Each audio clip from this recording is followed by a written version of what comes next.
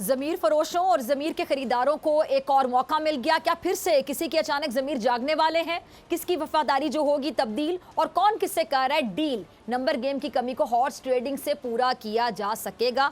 क्या आईनी है, क्या कानूनी है? सियासी और कानूनी महाजराई में कौन शिकस्त खाएगा? शदीद मुआशी बहरान का शिकार डिफॉल्ट होते मुल्क की तकदीर आखिर कौन बदलेगा? क्योंकि अब ऐसे नहीं चलेगा। अस्सलाम वालेकुम नाजरीन, मैं हूं डॉक्टर फिजा अकबर खान और मैं हूं पाकिस्तान, और आप देख रहे हैं अपना पसंदीदा प्रोग्राम ऐसे नहीं चलेगा। मुल्क भर में फैली गुज़श्ता कई माह की सियासी बेयकीनी का बड़ा टाकरा पंजाब में जारी है। विफाक और सूबा आमने सामने है। वज़ीर आला पंजाब का ओहदा बहाना और पाकिस्तान तहरीक इंसाफ असल निशाना है। क्यों?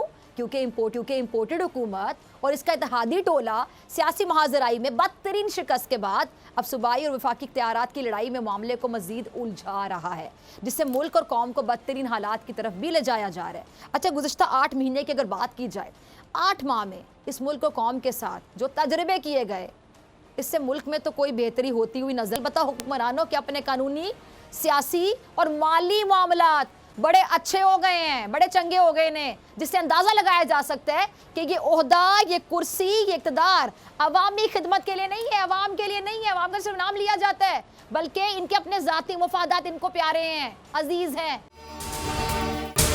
अगर आपको ये वीडियो पसंद आई तो सब्सक्राइब करें और बेल आइकन पर क्लिक करें। हकीकी आजादी की जंग में बोल भी कप्तान के हमकदम। इलेक्शन कराओ मुल्क बचाओ की लाइव ट्रांसमिशन, दिखाई लम्हा बलम्हा सूरत हाल। रील और रेटिंग में भी बोल न्यूज रहा नंबर 1। सब्सक्राइब करें और बेल दबाएं ताकि कोई खबर रह न जाए।